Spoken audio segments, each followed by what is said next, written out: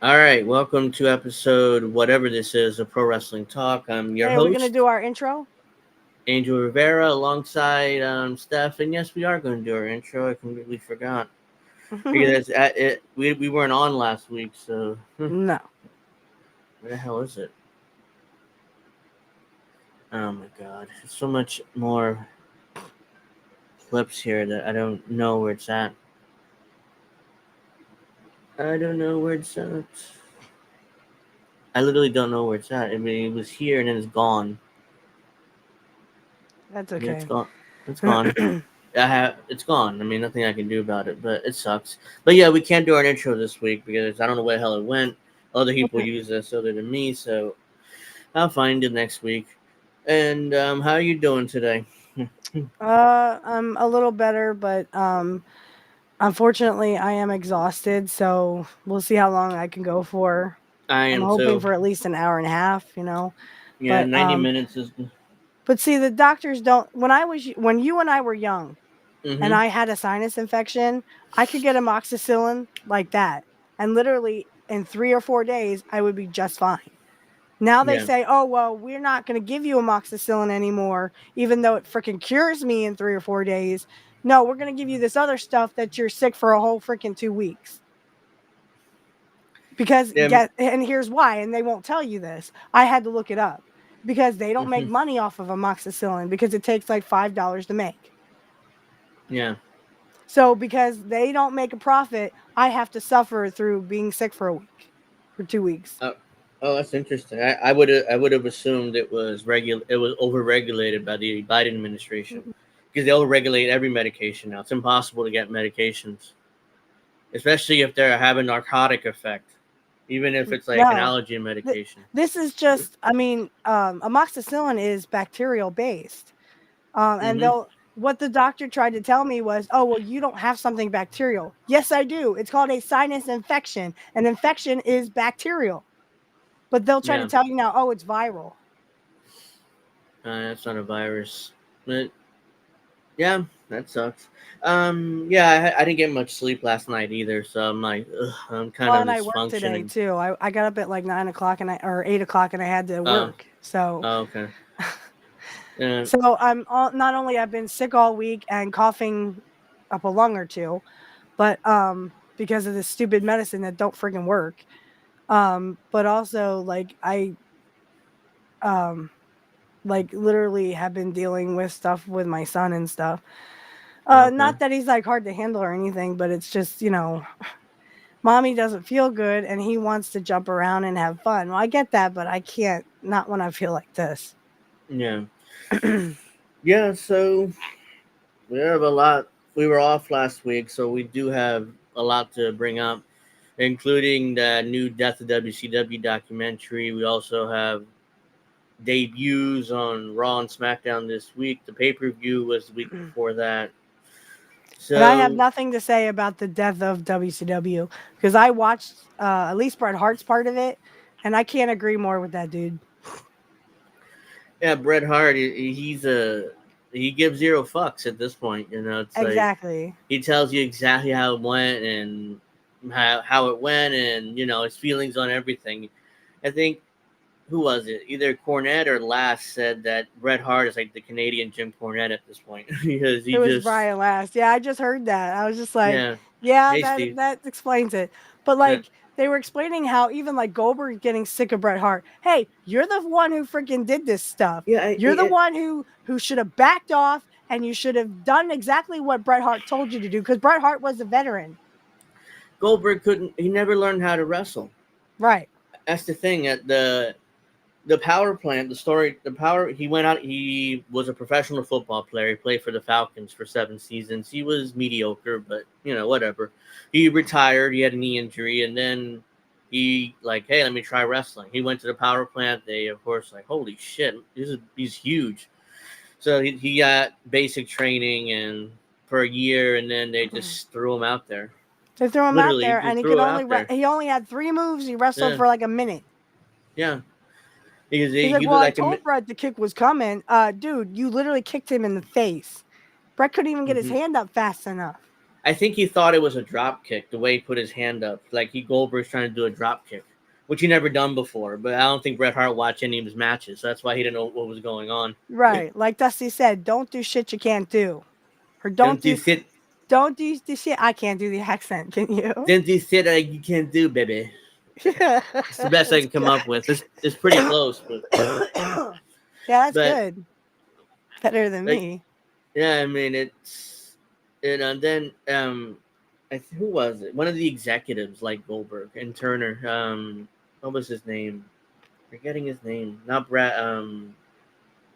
Damn.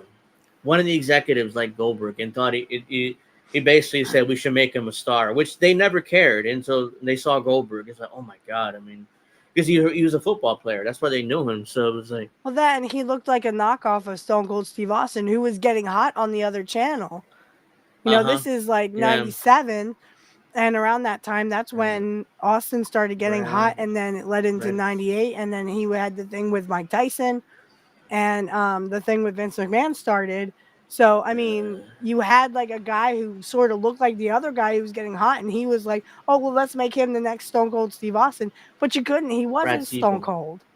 Brad Brad Siegel. Siegel. That's the executive who like he was a direct supervisor in WCW, and he's like, "Oh yeah, make Goldberg into a star." That's the only time he cared. I mean, because he's a professional football player, so it's like, but he can't work, he can't wrestle. It's like, just throw him out there. And Bischoff agreed because he's like, "Oh wow, like he was a giant," you know. Like I saw him the first time, like, "Oh wow."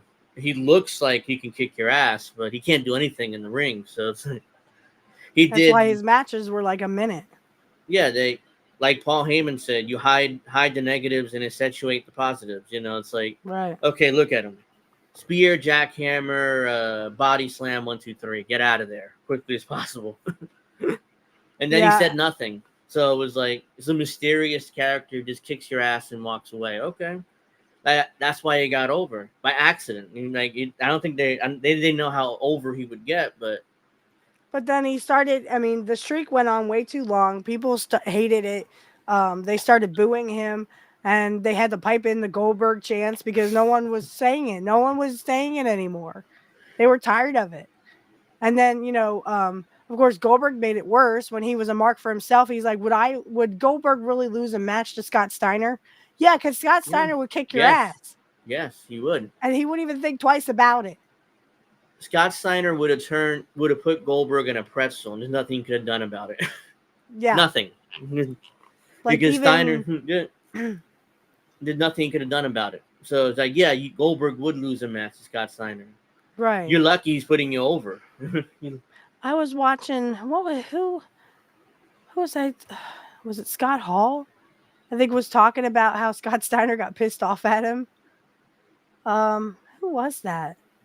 Was someone from WCW was explaining how Scott Steiner got all pissed off at him and went to go tag Arn Anderson and Arn Anderson's like, I'm not getting in there. That dude's pissed. So you didn't mess with Scott Steiner. No, I don't remember who no, that was now. I think it might have been Larry Sabisco. Yeah, it was Larry yeah, but Sabisco. I had I seen wouldn't be surprised. I've seen the behind the I just on titlematch.com. If you want to check that out, it's on YouTube, titlematch.com.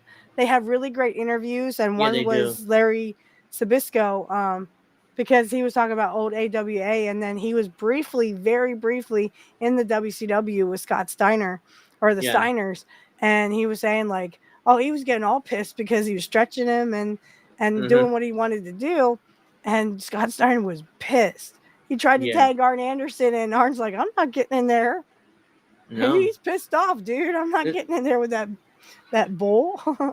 and so yeah, I mean, Bischoff was like, well, I mean, we wanted to make Goldberg a huge star. I mean, look at him, and we knew he couldn't work, but Well, I and mean, as as long Brian as you, Last said, they literally what they did with Goldberg is, what they did behind the scenes is before Bischoff left the first time, Kevin Nash was the booker. So uh huh, Kevin Nash became the booker and had some okay ideas, but they weren't great. no, If and anyone else could be a booker, I would pick Kurt Hennig because at least he knew how to freaking wrestle. Kevin Nash Yeah, had been but in the business for all of Nash, 8 years. yeah, Nash walked into the Bischoff's office, and Bischoff was just burnt out, and it's like, "Hey, I can take the book from you if you want. You can take a sabbatical." And Bischoff's like, Yep. "Okay." He gave him the book. He gave him control of WCW, and Yep. he went off. He left, and I'm like, Nash, of course, probably knew that he was done, so it's like, "Hey, give me the book."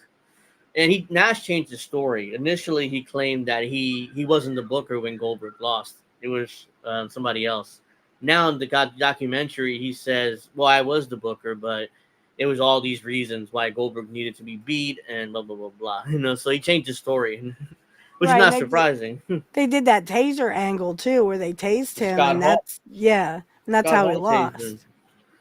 But and I'm like, the taser. Even when that's so stupid. and so was the giving away the Hogan came to them and said, "Hey, I want to lose to Goldberg. I want to put him over."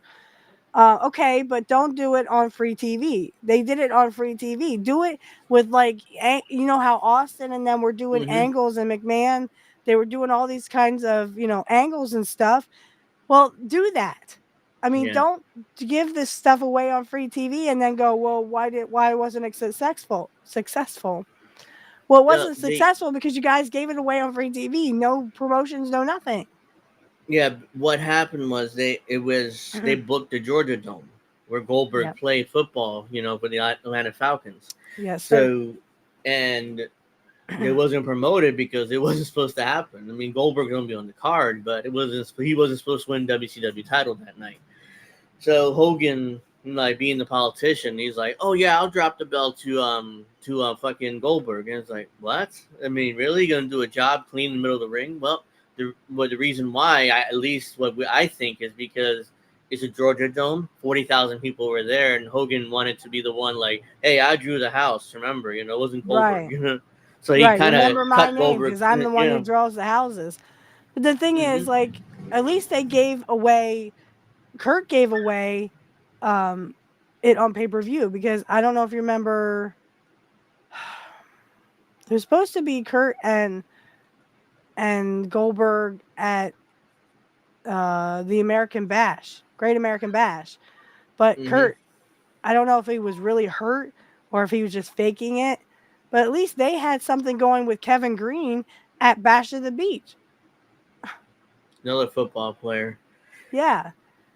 Well, and that they were trying to do the whole because I think Kurt had attacked Kevin Green and said, I'm sick of these football players coming in and acting like wrestlers, which was kind of true. They were literally taking football players who couldn't Yeah. play football anymore and Yeah. bring them into wrestling, but they weren't teaching them how to wrestle. They were just Well, kind of, hey, Goldberg here's a pair of boots, go fight. Goldberg was first, and it Right. worked. And they thought, hey, actually, no, was Steve McMichael first? I think he Yeah, I was think so. first. Yeah, because So he I'm was with the wrong. Yeah, Bears. yeah. So he came in first, and he was kind of successful. So like, hey, let's try. And then Goldberg came in. He was a megastar, and then it's like, hey, let's bring in other like Kevin Green, and then there were other ones I think too. So yeah, like it made sense. I'm sick of these football players trying to be wrestlers or pretending to be wrestlers. Like, And I have this on my X. If you guys go to my X, you will see this. That Master P crap. You know why the mm-hmm. crowd was dead? Because they didn't know what the heck they were looking at. Master P, I guess I don't know what he must have cleared this with Bischoff because it's literally a pile of shit, and the only thing that made it look good was Kurt getting a cake put in his face. Do you remember Yeah, this? When yeah, I Master saw P, it. they were having Yeah, some kind of birthday bash for his freaking brother. Okay, you can have that in a freaking restaurant. You don't have to have that on Nitro. The reason why the crowd's standing there going, "What the hell is this?" is literally because it was bullshit. they were getting desperate. They paid celebrities to come in and do shit. But no one knew And who Master P was, and his now, soldiers couldn't freaking wrestle. yeah, the Ask South, Barry Windham about that. Barry Windham the will tell you. the South. I mean, I think WCW that night was in the South, and Master P Right, was a mediocre rapper. From right. And so again, to the audience, they're babyface because they like cut. A lot of people like country, and that yeah, I like country. I grew up with '90s yeah, country, the same that Kurt liked. Because he would mention like Alan Jackson, John Anderson, Mark Chestnut, and I liked all those guys. Yeah. So so all the audience saw was that their hero who liked country music got a cake put in his face. Mm. And they didn't think that was funny. And the Master P crew is supposed to be the baby faces in that, Right. But which they made no forgot that sense. people out there do like country and hate rap. And WCW is mostly the Southern audience still. Even Right. though Bischoff hated that or tried to get away from that as much as possible, but because he hired all the WWF guys, Savage and Hogan and Brutus Beefcake ended up there, and all of Hogan's crew. Horace Hogan, Hogan's nephew, got a job too, and he couldn't work. And so they try to get away from the Southern thing as much as possible, but it always felt like a Southern promotion. Right, and Like, it technically it was, even though they would get to eventually they would go to California, and they would go to yeah, the Midwestern states. They even went to Minnesota quite a amount of times, and every time they did, I mean Larry the Axe was there. yeah, because Um, they needed to draw a house, and nobody cared. Nobody cared, right? Because And people liked Kurt, and especially because Minnesota knew who Larry the Axe was. mm-hmm, Of course, that was gonna draw because everyone knew who Larry the Axe was, and they wanted to honor him, and Kurt wanted to be a part of that too. Um, but they forgot how to tell the story, and they forgot that there's people out there that really hate rap and really like country. So, and like I said, that audience, all they saw was their baby face getting a cake in his face because he gave but Master P's brother a cowboy hat. it made no sense, that whole thing. And I think Bischoff paid Kiss like millions of dollars to come in and do a concert on Nitro for no reason. For Like no they were getting reason. desperate, and Yeah. Kiss by that point was like way past their prime, so nobody really cared either. It was like in '99 or 2000, they were. And here's the kicker. Yes, Kurt was really singing, but none of those other guys were playing real instruments because they didn't know how. Barry Windham said they actually put so many towels down on the drums so he wouldn't make a sound. But it sounded like he was making noise, right? It looked like it Yeah, too. it But looked. they were kind of like the Monkees of their day. You know how the Monkees Mm-hmm. were not really a band? Yeah, They were just paid to become one because of their show. Hulk. So yeah, it was a disaster. And Hulk knew Goldberg couldn't work, so eventually the belt would transition back to him because he had creative control. So 8 months, the reign was like 8 months. He got beat by Kevin Nash in that ridiculous way. Then they did the finger poke of doom the next night on Right. Nitro, which Right. Nash still defends to this day. He's like, well, I mean, look, it got over. People hated it. That's the whole point. And people No, were they hated booing. it because it was stupid and lame, and no one wrestled. No, You it are in a was wrestling ring. Wrestlers wrestle in a wrestling ring. That's why you're in there. It's not to Nash do a defends it finger to this poke of day. boom. Yeah, well, Nash He's says like, things and it was he thinks supposed to they're be real. it was supposed to be Nash and Goldberg, but Goldberg got arrested for something he did to Elizabeth allegedly. So yeah, he got arrested. He's gone. Hogan comes back, is like, let's have a match instead. And Nash like, okay, and they square off, and Nash takes a big bump. 1, 2, 3. I'm like, and NWO, they reformed the NWO again. Like, oh, another NWO reformation. Like, come on. Yeah. I mean, they did so many things to the NWO. It was ridiculous.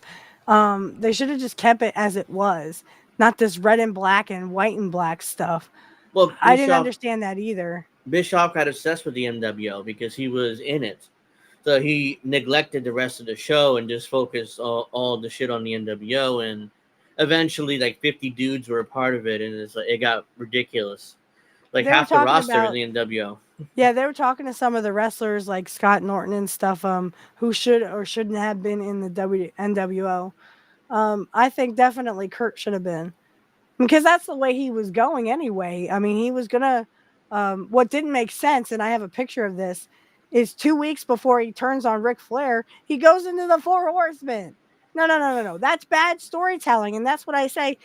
They did the same thing with Kurt that they did with Brett.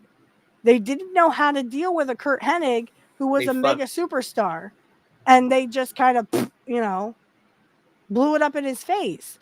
No, They, when he first comes in, he joins the Four Horsemen. He gains the trust of the fans, and then at Fall Brawl, when he turns, oh, that bastard, he turned. That mm-hmm, bastard, I know we should never have trusted him. But don't do yeah, it 2 weeks before. That was stupid. yeah, they just didn't know what to do with like these athletic guys that could actually wrestle. So they brought in Bret Hart as the referee for the Yeah. Starrcade '97 match, which Hogan ruined, of course, because Yeah. which Hogan ruined, and just that right there. Once they did that, it was like the fans lost trust, and it's like, okay, it was obvious that Sting should have gotten the belt, and that was the plan. And all of a sudden, an hour before the show, Hogan's like, "Not tonight, brother, not tonight."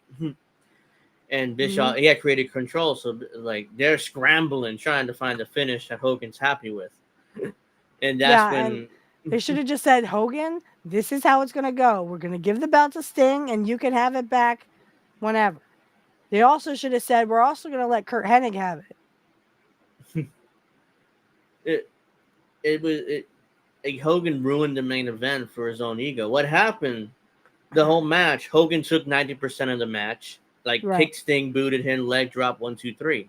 right. He won the match clean and took 90% of the match, and Yep. moderately sold for Sting comeback, barely sold for. He's like, and then he beat him up and pinned him. I was like, and it was and if you remember I think it was the NWO biography.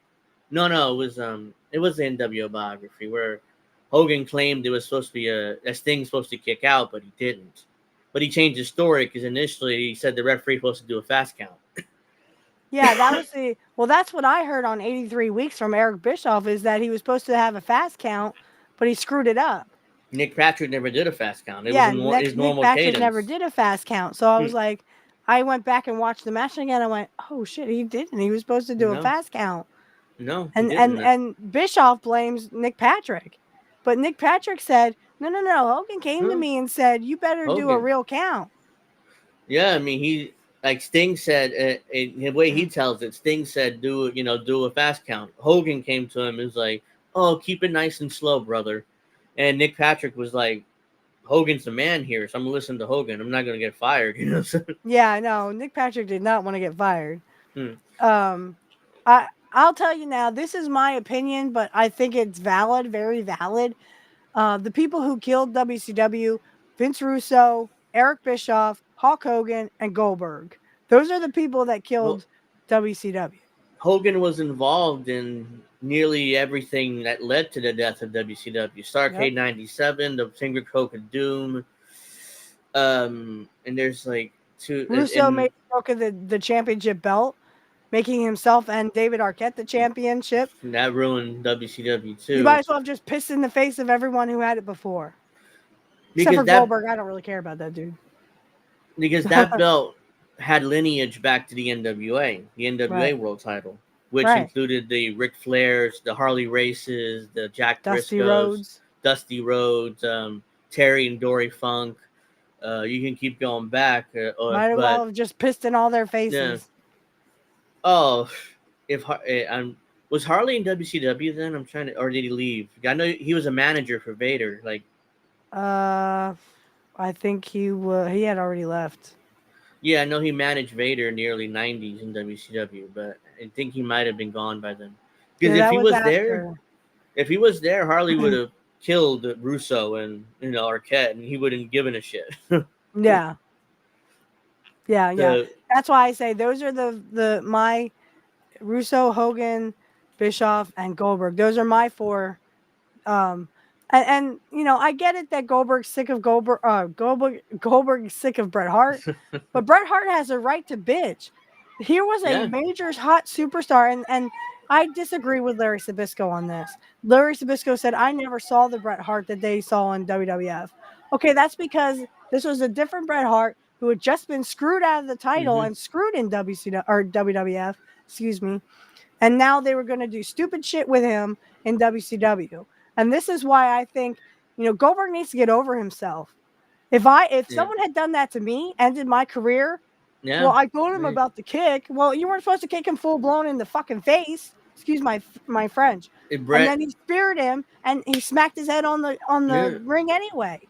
Bret Look, Hart was Right, and Bret Hart has every reason to bitch about this because that's bullshit. You Yeah, took that man's career and you ended it because you're a piece of shit who should have never been in the wrestling business in the first place. he shouldn't have been broke in. Like I'm sure Jim Cornette, like, why do you break this guy in? You know, it's like he just they didn't give a shit. It was like, No, oh my they god, didn't. look at him, look at the look. He's gonna be a huge star. Let's Yeah, just shove him out there without him, you know, learning, like smartening him up or learning any moves at the very least. He's still a mark for himself to this day. He talks about, well, you know, I mean, I told Brett about the kick, but he had no clue. He's like, why? but He said, watch the kick. yeah, He's watch the like, kick. But does that mean a drop kick? Does that mean you're yeah, gonna, do no one? He didn't even say, "Oh, I'm gonna mule kick you," is for real, because they and would call it, a mule it's a kick. mule kick. Yeah, He didn't say drop kick. He didn't say mule kick. He didn't say any, he just said watch out for the kick. Well, yeah. that He could mean called it. fucking anything, dude. Bret Hart was like, I wasn't told that it was a mule, like a kick, you know, kick you in the head as hard as you can, and you fall on the mat, and And you he know, I was wasn't already told that. concussed. He was Yeah, already concussed so in the match. that was the first concussion, and Bret Hart was like, I willed myself up somehow to take a spear from this brute, and he got another concussion when he hit the back of his head on the mat, and you know, and then so he had two concussions in that match, and shortly after that, he told Russo that I have to retire. I mean, the doctor said I'm done, so he had to leave WCW after that, which ended his career. He was only what, early 40s. He had plenty of Uh, time left. he was born in 57, so 97 he would have been 40. 42 by About 99. 42, yeah. Yeah. So he could have gone if he kept himself in shape another 10, maybe 12, 13, 14 He had years. a few. He had at least a few good more years, Yeah. just like Kurt. When Kurt went to uh, XWF Yeah. in Australia, which was Brian Knobs's baby, he looked like a Greek god. He looked better than his Mhm. dad, and he was 42 at the time. So, I mean, I think Bret Hart still had, at least Yeah, he 5 hit. more years left in him, and of course, Goldberg ruined that. So, Yeah. what are we gonna do? We got robbed of Bret Hart. I don't think he ever gone back to the WWF, even if the WCW thing went out. So he probably would have done XWF, and then he would have done TNA most likely because they got started in 2004 or no 2000. What was it? 2002. 2002, yeah, because Yeah, they Kurt did would the be week. there at the end in like October, November, Yeah, so December, he got Kurt was fired in WWF around that time too. Then he went to TNA and that was after the bullshit too. yeah the plane ride from Because hell. I know at least 2 or 3 wrestlers who said they were never near the freaking door. So no one, so literally, and Jim Ross on the Dark Side of the Ring said Kurt paid for the price Yeah, for what Vince McMahon had done the week prior or the time prior with Kurt Angle. yeah. So that was complete bullshit. He took the fall for something that because they weren't going to fire Brock. I mean, Brock at that point Vince wanted to build him to a new shiny star, so it was like Right. Brock They would win the should have. W. Brock would win the WWE title at SummerSlam from The Rock and go on this massive run at that point. But Right, but they didn't they could have I think they even fired Kurt because of Ric Flair and what he did. Look, Kurt wasn't even in that. That was not Kurt's fault. He is not Ric Flair's caretaker or babysitter. But it seemed like Kurt got blamed for all that. yeah, Ric Flair loved I think we talked about this 2 weeks ago. He loved to expose himself for some reason. You know, that's what he Yeah. would do in Like his. anyone wants to see his raggedy old dick. Yeah, he loved apparently according to some wrestlers, it's like, oh well, he's pretty well endowed, but he liked exposing himself for some reason, and At the boys popped for 60, that. I doubt he's well endowed. It's probably all wrinkly. Ugh. I Who don't would know. want to I'm see just it going from anyway? some wrestlers. You know, I'm just going for. I never saw it, but I'm just going with some wrestlers No, say. I know. It's like I first of all I don't need to know, and second of all he was what 60 when it happened, and you're talking about wrinkly ass balls. Yeah, Yeah, who wants to see that shit? yeah. So, and Flair also forced himself on a woman on their plane. You know, that flight attendant who basically admitted, who went on Dark Side of the Ring too.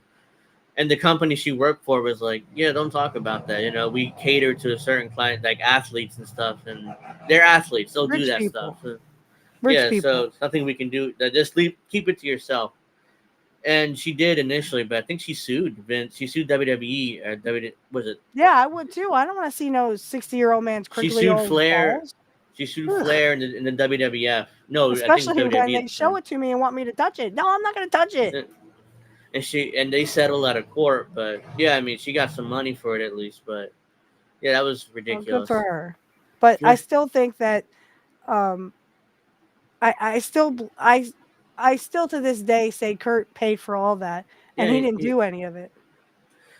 yeah. But they needed to fire somebody, so it was like, well, Kurt just came back, and and he had, he, they just picked somebody. Vince is like, fire Kurt. I don't know. I mean, shit.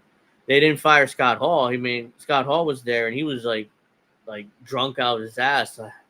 Yeah, Like he he was slept on the something. he slept through the whole thing. He didn't even know what the hell happened.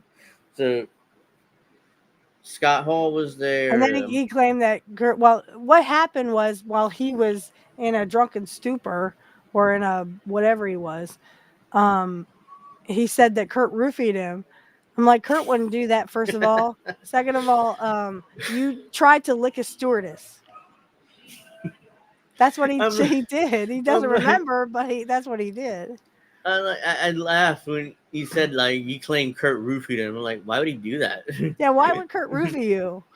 Well, Kurt used to do it all the time. That doesn't mean he did it this time. See, Kurt gets blamed for everything, and the man wasn't even there. I wasn't even there. It was Owen. It was. Mm-hmm. He slept through most of the flight. Everybody was drunk because the flight was delayed for like 2 hours. So, and they were Right. also serving them And it was unlimited open alcohol. bar. Yeah, they An found open bar. alcohol Mm-hmm.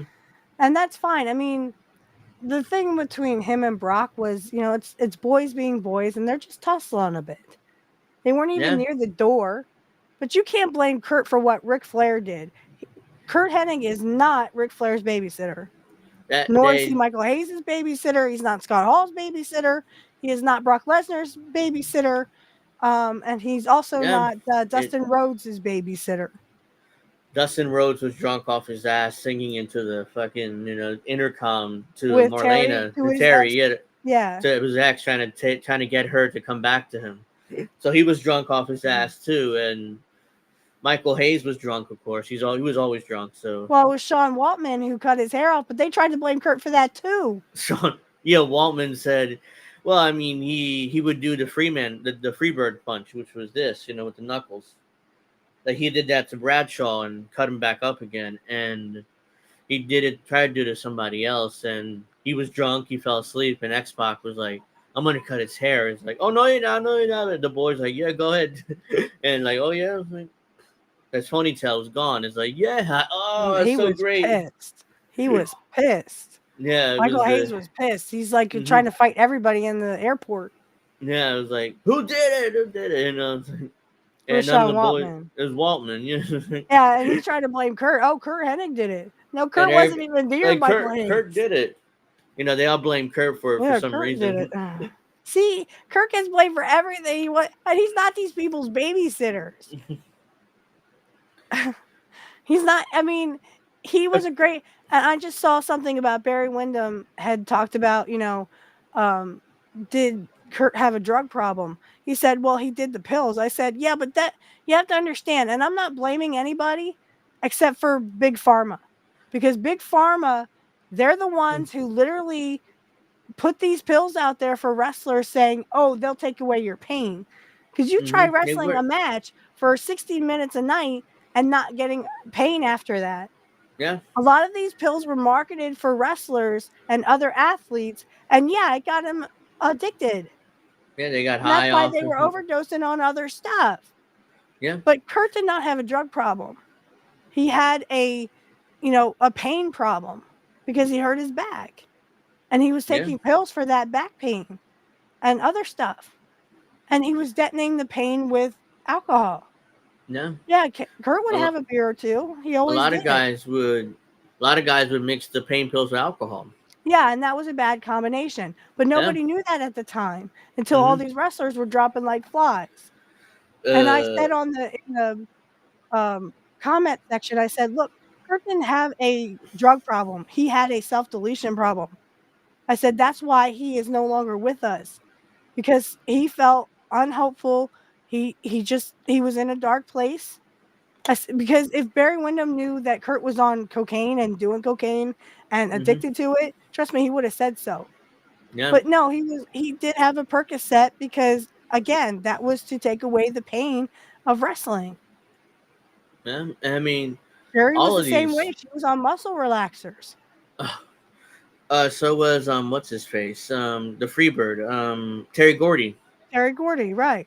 Yeah, he famously died on a plane on his way to Japan, and they brought him back, but he's never the same. Like he was kind of like he didn't like he lost too much. He didn't get enough oxygen to his brain, and never the same. Like, he still wrestled, but it was still Terry Gordy, but he was never the same. His promos were like, blah, blah, blah. It's like he was not there anymore. He was like Yeah. he was going through the motions. And that's what Big Pharma wanted. They wanted these Mm, wrestlers to get on these pills, and they knew they mm. were on alcohol, so they were mixing them, and they knew that these guys were going to overdose, and they didn't care. That should tell So you something about Big Pharma. It doesn't care about our wrestlers, so doesn't care about us.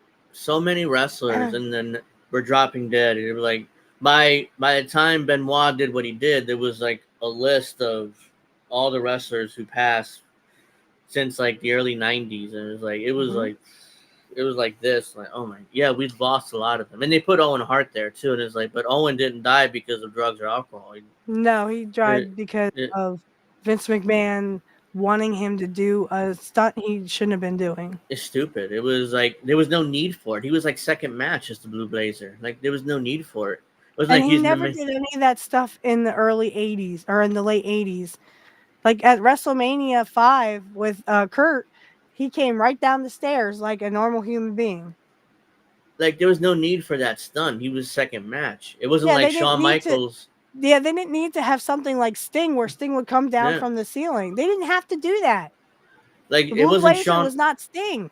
It wasn't Shawn Michaels in the main event of WrestleMania 13 getting ready to beat Bret Hart for the belt. So they wanted a fancy entrance. So Right. from the top of the arena, ride your way down. And Shawn And was like, it was a quick release yeah, because they had changed it from a normal one to a quick release, and that's what happened. yeah, which was a mistake because it just popped right off and well, Down what he went. happened, yeah.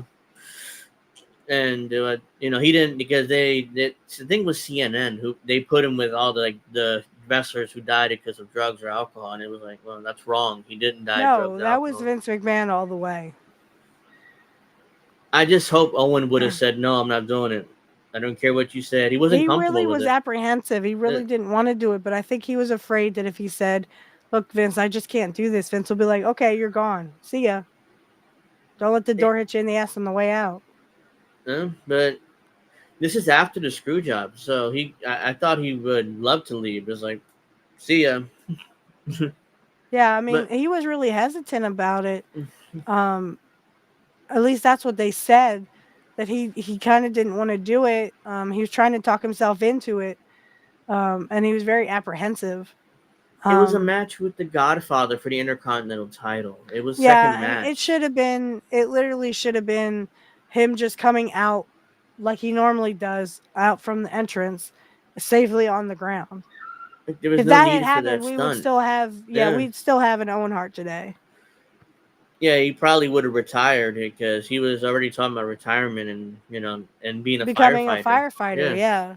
You had said that earlier. yeah, which I found like, but he really retired pretty young. But yeah, I mean he wasn't Brett. Like Brett wanted to wrestle forever, and he just wanted to be with his family. Which I respect. I mean, which at least he would have been alive. And gone in the Hall of Fame alive. He's still not in the Hall of Fame to this day because Martha won't allow it. But she allows Tony Khan to fuck up his name with those stupid tournaments he does Yeah, every it's year. stupid tournaments. Yeah.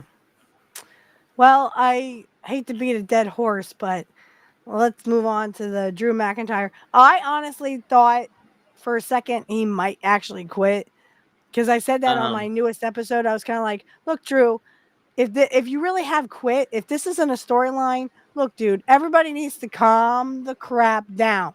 Everybody calm down. There will be another clash at the castle. Okay. There will be another chance to get Damian Priest, or Drew will have another chance to get the title. It's Okay, everybody, twice. let's calm down now. Okay, In 22, I mean, he had a match with Roman. Everybody thought he's gonna, beat Roman. And I was like, he's not gonna beat Roman. There's no right. chance he beats Roman at Clash at the Castle in Scotland. I'm sorry. If he's gonna lose, it's at WrestleMania. He's not gonna. He's not gonna get beat anywhere else. So they did the match. It was good. Solo Sokoa debuted and cost him the title. Okay, fine. It happened again 2 years later. This time with Damian Priest, and the fans lost it. I mean, because of Punk, which is brilliant. I saw that match, even though I didn't watch it live. It was brilliant the way they did it. I loved it. He just kind of slid in. Nobody knew it Yeah, was Punk, and Punk. then he He was looking looked up, and down. it's Punk. Is he But I had that? mean, everybody saw. I don't know if you saw it, but I saw it on X. He got back at CM Punk. He bloodied him up. Oh, sorry, we're not allowed to say that. Sorry, he Yeah, messed him up. yeah. He messed him up um on TV, and what he He took got him back. the band off or something. Doesn't Oh yeah, he had something bracelet or something, that his or is it a wife made watch? him. Yeah, it was a Okay, bracelet his wife made him, and he so took it he off took him. it off of Punk's wrist and put it on his own wrist, and just kind of like did this, and like, now who's the big dog? See, that's It. what I thought. It had to be a storyline because you don't just Mm-hmm. up and quit just because you lose in Glasgow. Yeah, Glasgow. it was a storyline. It was obvious, but I think my mother watched pay per view live, and I wasn't here, and she was like, and I told her, look, McIntyre needs to get back at Punk. He already screwed him 3 or 4 times already. At Yeah. some point, McIntyre needs to get him back, or else he looks like a bitch. Like Punk keeps screwing him, and he's like not doing anything about it. He finally did something about it, and it was good. It was brutal, and it needed. And Punk went to the hospital, like the storyline. But he went to the Yeah. hospital, and it needed what now you're cooking for whenever we're gonna have that match, which I'm assuming is at SummerSlam. They're And gonna that's have. good. That will generate some needed marketing Mm-hmm, promotions that they needed to kind of sell this off. And it was kind of like all you saw was like the thing go up, and then there's Punk on the ground, and here's McIntyre doing this. it's the It looked WWE. good. It looked Yeah, good. the WWE's filming and the way they're producing things are so much better since Kevin Dunn retired, or left the WWE. Well, It's that so and much better. Vince. Yeah, and Vince was Now gone that too. it's Triple H, it actually looks real. You're like, oh no, we beat the crap out of him. Yeah, they were doing another segment. I don't remember what it was. I mean, wrestlers arguing, and then they all kind of did this and left, and and that opened up perfectly to see what McIntyre did to Punk, and is like, holy shit. Exactly, Hmm. exactly. It was exactly what that needed to happen at the time, and it's good storytelling. So now everyone's interested. Oh, what's going to happen is what's McIntyre or what's Punk going to do when he gets out of the hospital to McIntyre? Yeah. It's like game on. Yeah, Not I let's mean see they're what heating this up happens. because the Yep. match's gonna happen soon. I'm not sure whether it's at SummerSlam Give or them a at. little taste at a time. Hmm. When you're hungry, you don't eat a 4-course meal or three Yeah, course meal or that. whatever. When you're hungry, you eat little by little. So Yeah, you're just feeding them what they need to know right now. This is excellent storytelling. yeah, Kudos to Triple H. yeah. I mean overall he's not there's no such thing as a 100% like a booker, but overall, I mean, he's been fantastic since he's taken over from Vince. And Because McIntyre looks like a wrestler. He that's the doesn't, he's thing. not this 185-pound guy trying to act like a little wrestler. No. McIntyre's big, he's tall, he looks the part, he's got the moves, he's got the talking, even with the kilt. He stopped Um, wearing the kilt, I I think. jest. Now, hey, Piper wore the kilt. Yeah, he stopped. because Vince when had in him Rome. with the kilt and the sword, in his first I title like that runs. sword though. That sword is pretty And, badass. yeah, I mean it was good, but it was holding. His promos were like awful. Then it was like, oh, Oh wow. he was brutal. But I But think they've gotten much better over the years. yeah, yeah, But he's for gotten the most part, he looks like a wrestler. He looks like a wrestler we grew up with. yeah, he does, and it's. I mean, Vince was holding him back with the promos, and all of a sudden now he's masterful now. It's like, where did this come from? He grew a personality all of a sudden, which is great. I mean, It I'm was not always complaining. there. It just was being held back, and Yeah, it's that's what sad to see that Vince McMahon was pushing that, or he excuse was me, holding not him pushing back. that. Because he wanted him to be this brooding Scottish warrior guy, which is fine, but he was just. Well, now he's gotten revenge on Punk, and now Yeah, let's it's see what great. happens with Punk. I'm very interested to see what Punk his next move is. Oh yeah, I mean now I can't wait to see either, and it's like, oh wow, And I mean I don't even watch modern wrestling. I don't watch WWE. Let's put it that way. no, I need a palate cleanser, especially when I hear about AEW and the crap they're doing. I'm just like, I'm they're watching old horrifying. WWF. They're Oops. the WWE is miles better than what AEW is doing right now. Yes. And I don't really watch most of WWE. It's like I only watch the parts that I'm interested in, or just clips on YouTube. I mean, that's the beauty of YouTube. They put up clips. I watch what I'm interested in, and that's it. Mm-hmm. I don't watch the whole shows really. I mean, I can't watch. Raw's brutal. It's like 3 hours now, and it's like, ugh. Oh, geez. I Yeah, only remember when it was 2 hours, yeah, but that was back in the Attitude Era. That's back when we yeah. knew what There's only wrestling two. was, and There's it only was 2 hours. Cold. Mm-hmm. I found it's really cool on X. There's a picture of Austin doing this to Klaus Schwab. I went, oh, if he could have done that to Klaus Schwab's face, I would have loved it. Yeah, I saw that. It's really like then. Oh, I love that. I'm like, oh, I wish. They overexpose Raw. I mean, it was just overexposed, and a lot of the matches are filler because they don't need 3 hours. So it's like, but USA insists on it because they want to sell an extra hour of commercial. So it's like, we got to produce an extra hour of Raw. Then they're paying us for it. So. And SmackDown is 2 hours. The only reason why that is because Fox has the 10 o'clock news, so Right. the Well, local they're news, so doing they kind of can't do what. 3. Yeah, they're kind of doing what WCW did. WCW started at 2 hours, so it was from 8 to 10. And then they're like, hey, you want to go an extra hour? We'll go an extra hour. And then it became 3 hours, and you're like, wait, what? Oh, I got to go to bed at 10. Nitro's brutal. It was brutal when those 3-hour shows. It was. And it was at its worst, too. Because this is 99, 2000, and it was... Right. It wasn't like the... And they overexposed it. They didn't have enough talent for 3 hours. Or they didn't have enough good talent. They had plenty of talent. It's just that they had like 300 wrestlers in their contract at one point. And they only used 50 of them. Yeah. So they were paying guys to stay home. To stay home, right. So don't work for Vince. Here's a bunch of money. It's like, okay. Yeah, Bischoff, they said that on the Jim Cornette show that literally he was like a drunken sailor spending money wherever he could. So, I mean, yeah, I get that. The people who should have been on that show would have definitely been Bret Hart, Kurt Hennig, not maybe Hogan retire, or they got him back into the yellow and red, and come on, guys. Well, bad storytelling at that point. Hogan went away for a while, and then the NWO was pretty much done at that point. But yeah, he did another movie, Assault on Death Mountain. It was Assault on Devil's Island and Assault on Death Mountain. Hogan's movies were all awful. The only one I kind of liked was No Holds Barred, which was his first movie. I liked No Holds Barred. I liked Mr. Nanny because it was cute. I liked the kids. and the guy who played the bad guy, he played in Scrooge. He played the taxi driver in Scrooge. Scrooge.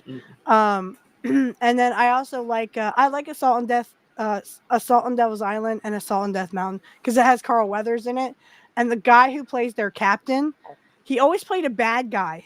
Like he played a shadow assassin in Kung Fu: The Legend Continues. He played Demetrius in Hercules: The Legendary Journeys, and he was an evil guy. He always played the bad guy. In this, he was a good guy. In both movies, he was a good guy. Yeah, Hulk went away to do that movie, and then he came Hmm. back in the yellow tights again, like old Yeah, school because it Hogan. was him and Kurt because Mhm. Luger and Flair were now heels, and they Yeah. were trying to break everybody's arm so they would Uh-huh. hurt your arm. So Yeah. Kurt came out in this cast, and then Hogan comes out in the red and yellow and goes, when him and I were running the NWO like thugs, I'm like, well, Hogan, I don't remember you allowing Kurt to run the NWO, but No, whatever. he was like a side character, He was like he was there, but it wasn't like he Hogan would put him over, and try to like, oh yeah, Kurt, me and Kurt, we're running shit here in the NWO. No, he was like there, like what's his face, Virgil was there. He was just there, or no, or Yeah, his name was Vincent in WCW, but Vincent, yeah. yeah, Well, but he and was they there. said like literally that there was too many people in, and not all those people should have been. Yeah, I get that, but I mean, if anyone who was supposed to go in, it should have been Kurt Hennig. It definitely should have been Kurt Yeah, Hennig it was old. because he made that team cool. Yeah, Hogan, Hall, and Nash were the original three, and then it blew up. Ted DiBiase was the fourth, and then it just grew out of control after that. Like the only way it got like, oh, you want to get over? Here's an NWO shirt, you'll get Yeah, over, and they did initially, but it just got out of control. yeah, and something about Bischoff had said, uh, I don't remember this, but um, I'm not sure who said it, but like I think Bischoff said on his 83 weeks that like they were supposed to take over Thunder. Thunder was supposed to be an NWO show. So Yeah, they were getting all these guys thinking they were going to get Thunder, but it was WCW Thunder, not NWO Thunder. yeah. I don't think Turner executives were really comfortable with having that show be NWO Thunder. Like and try to But that's what actually. they were trying for. That's why they got all those guys. But like the whole storyline where Kurt turned, the only part I would do differently is instead of 2 weeks before he turns on Flair, I would have him join the Four Horsemen when he first came in. Yeah, that Flair way. comes out and says, "Oh, be a part of the Four Horsemen." He goes, "Okay, yeah, sure, I'll take Arn Anderson's spot or whatever." They could have done that back when Kurt first came in. That made no sense. I mean, it's classic WCW, just last second booking. Like, oh yeah, let's put Kurt in the Four Horsemen 2 weeks before he turns on Flair, but it Yeah, doesn't that mean made no anything sense. because Flair didn't have time to trust him, and to become Right. friends with him. It And was I just understand that Kurt, no one, you can see it in an interview, but like Kurt had admitted that he really didn't want to be in the Four Horsemen. He didn't like at this time. He wasn't really fond of Ric Flair. He might have liked Flair in the beginning, but because mhm. Flair screwed him just as much as Hogan did, Yeah, he did not like Ric Flair after that. yeah. Well, Kurt Hennig was supposed to get a big push and face Hogan for the title in '92 or three ish. I remember it was talked about if It was somebody. in '89, Oh, actually. was it '89? Yeah, Yeah, it it was was at some '89. point. And Eh, Hogan axed it. In mm, '92, Kurt was going to come back from his back injury early, and Flair said, "No, I'm not going to give him the title." Because because he said, "Vince, I want to push. I want to be the champ." And it was Flair that said, because Vince told Kurt this. Well, mm. sorry, Ric Flair said he doesn't want to face you, so we're not going to do it. Flair became champion at the Royal Rumble in '92 and dropped it to Brett in Right. October or November at the end of that year. Yep. He dropped it to Brett, but he wouldn't to Kurt. I don't know why, but because Brett I is just I the thing is, everyone has to understand Ric Flair has done this to his friends. If it did not benefit Ric Flair, that's why they said that he has to stop being a booker in WCW because everyone hated Flair as a booker. Because if yeah, it didn't benefit Ric Flair, it didn't happen. yeah when They say that about Dusty too, but I don't see it because Dusty put over so many other people other than himself. if I remember correctly, most of the time Dusty was the booker, Flair was the champion. So what he was Right, chasing Flair. So it wasn't like Dusty put the belt on himself and he held right. it for 2 years. But That's if it, but when Flair was the booker, if it didn't benefit Ric Flair, guess what? It didn't happen. He no, did that to his friends. He would stab his friends in the back. Well, that's a good way to never have friends ever again. yeah, I mean, you hear because Ole Anderson talk about Ric Flair. He hated him. I've seen Ole Anderson's. well, Ole hated everybody. Yeah, but I mean, especially he hated Ric Flair. He's like, Ric Flair still owes me money. He owes all his friends money because he literally took all money from his friends and never paid them back. um, yeah, I mean, Ric Flair. I mean, he's like it just about himself, and he's still to this day acting like the Nature Boy, woo, silent profiling. We covered him a month ago, getting drunk at that restaurant and Yeah. talking down to those workers. I'm like, Yeah, dude, you Egyptian. Instead of it's dipshit. like he's Rick. Like, come on, Rick. He's still drinking. I mean, I don't know how he has a liver because he's been drinking Yeah, I like mean, he's like, every what, 76 years yeah, old? yeah, and he's still drinking every day. Like he's it's 1986, and I'm Ric Flair. I'm the world champ. Silent profiling. Woo! The And how any woman finds him attractive enough to screw him. Whoa. You see something there, girly, that I don't see. and it's not even money anymore because he's still paying Right. alimony to like 6 different ex-wives. So it's not That's even why money. he said he was broke. He had to go back to wrestling because he was Uh, broke. He was paying alimony because he cheated on every wife he's ever had. Yeah. And, Why do these women keep marrying him? well, Ugh. back in those days, it was for the money. I mean, Ric Flair was wealthy and he was a world champ, and he's Fair a enough. top guy. So yeah, they would all marry him, and then they would cheat on him, or he would cheat on them, and then they would leave, and the alimony came in, and all of a sudden, oh, 6 ex-wives. I'm paying them all alimony, by the way. So like, Yeah. whoops. Hey, come on. I mean, it's Ric Flair was the WWF champ. Vince put the belt on him. I'm surprised. I mean, because he wasn't the big, the standard world champion for Vince.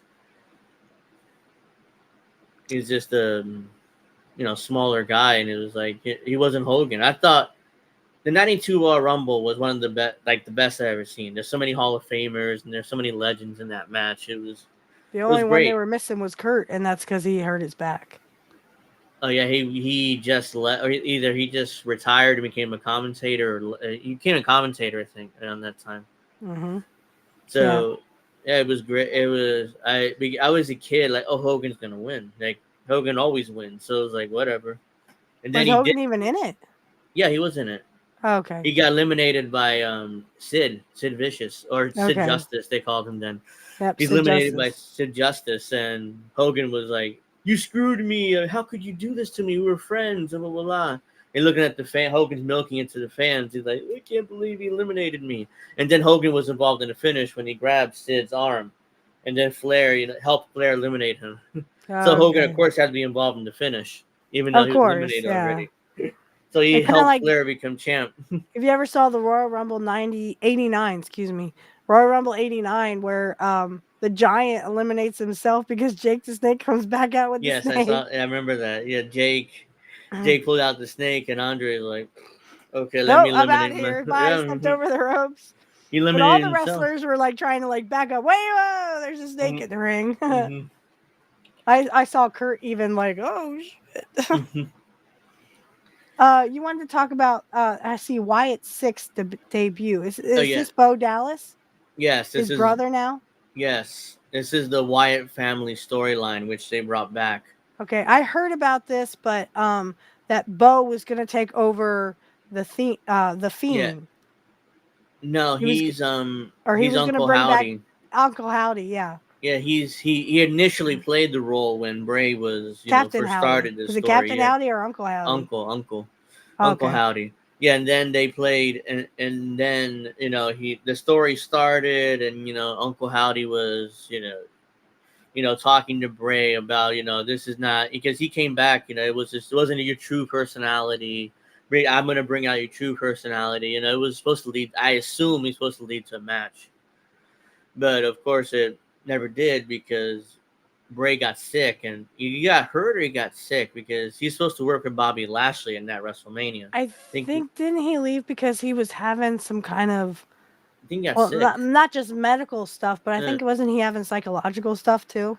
Yeah, he left. He left the last second, and Bobby didn't have a match. Instead, he won the Andre the Giant Battle Royal before they stuck him in that, and he won. But yeah, Bobby was apparently pissed, but it's like it wasn't. He was sick. He was having issues. He couldn't really work, so he's supposed to come back a month. He died a month before his return, and continue the story. That's really, really sad. I'm really sorry that happened, but yeah, he passed. He had something wrong with his heart. Yeah, he's supposed to wear a vest when he sleeps, and just it would zap his heart back if it stopped while he slept. He fell asleep and it wasn't on. So by the time they found him, it was too late to bring him back. So he was gone. But yeah, it was tragic, and it took. He died. I don't remember exactly when he died. I forget right now, but it took 6 months. 2003. He was as old as he was younger than we were. A year younger than we were. He was 87. Yeah, so they took it took a while after he passed before they finally. I heard rumblings that they're gonna do this again, and like I don't know if it's gonna work. I didn't hear that, but I don't know if it's gonna work without Bray Wyatt. He was the mastermind of the story, and but I mean, if Bo wants to do this tribute to him, yeah, basically what it is. I give it a shot. Let's give it a shot. Let's see what happens. Katooey on that thing, that's what I say. But who wants to Louie on that kind of stuff? I agree. Yeah, it's like okay, I'm gonna give it a chance, but did you see that? It's all over X. This woman just went Katooey on that. Yeah, yeah, I saw that. Yeah. Who would want a Hockaloogie on your man's dick? Okay, whatever. I don't know, but yeah, I mean, he came back, and they did this on Raw. They killed everybody. I saw Gunther. I saw I think it might have even Triple H and Bruce Pritchard were like kind of like dead too. They did everything. They took out the entire production staff back there at the Gorilla. Then they went into the aisleway there, and they did a close up on Chad Gable, like he was. Okay. And then here comes Uncle Howdy, and the fans popped for it. So it wasn't like they're excited to see this story. And I am too, but I'm like, is it going to work without Bray? We'll see what happens, but I'll give it a chance. But yeah, give it a chance before you just throw in the towel, so to speak. Yeah, you have to at least put it on television, see what happens. Yeah. So yeah, that's what happened. Basically, they returned, and this is after Jey Uso qualified for Money in the Bank. So that's the pay-per-view in 2 weeks. By the way, it's 2 weeks away. By the way. So they're building towards that pay-per-view. They have 2 weeks to basically fill like 8 spots in the Money in the Bank match, or 6 spots. So they're having all these qualifying matches kind of rushed. I'm like, why not just have them they only have 5 matches at Clash of the Castle. Like, put some qualifying matches there. Put some more guys on the card. Right. Instead of like 2 weeks before qualifying matches. Oh my God, we got to rush and do this show. It seemed kind of rushed. Do you even want to mention AEW at this point? I mean, they had the lowest ratings they've ever had in their lifetime. Yeah, I wanted to bring that up. Mm-hmm. Did you see that though? It was they got 505,000 overall. And it's just one of the worst. It was. Why are they still in business? Come on. They got 5. Papa NXT beat them 750,000. They beat them by a lot too this past week. And I'm like, it's so brutal. It's time to pull the plug, Papa Khan. I'm sorry, but this is worse than. I'm pretty sure it was worse than WCW at this point. WCW never got this low. They never got anywhere near this low. Yeah. Even at their worst in 2001, never got that low. Yeah. It's awful. It's time to pull the plug, guys. Time to pull the plug. The Bucks are all over this show where they're somehow trying to remake the NWO, and it's not working. Him and Jungle Jackoff and Okada and Vince should have never brought the NWO to WWE. No offense. You should have just let the NWO die where it should have been, and that's WCW.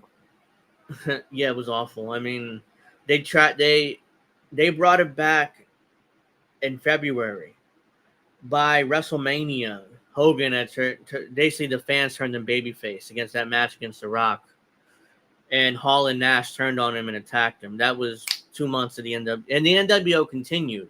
Like Shawn Michaels joined and Booker T joined, and it was just terrible. It's like, why just end it? If just end it.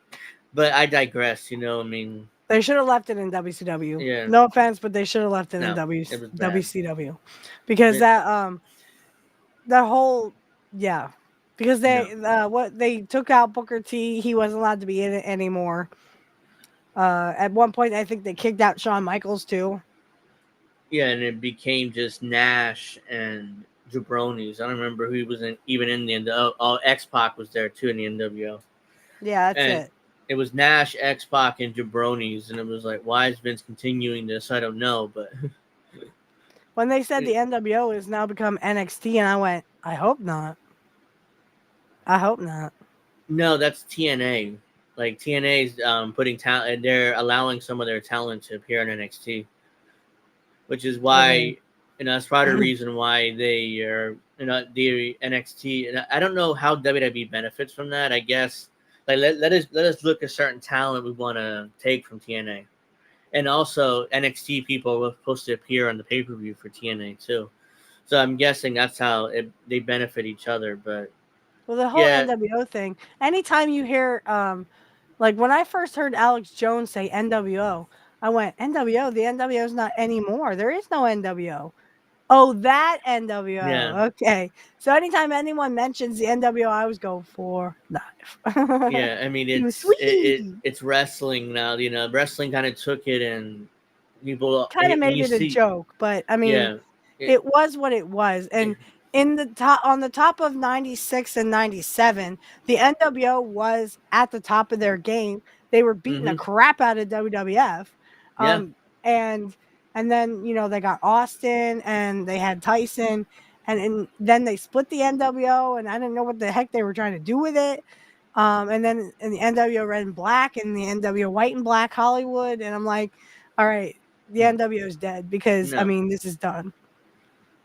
Then you had and Jericho doing terrible segments. I mean, they're getting worse and worse every week. I'm looking at it, and it's like the learning tree, and he has his own talk show for no reason. It's getting worse with Jericho. Well, and I saw on I don't remember the channel, but it's like 10 or 15 wrestlers who protected their opponent, and you could kind of see they stuck their hand out so their opponent wouldn't smack their head on the floor.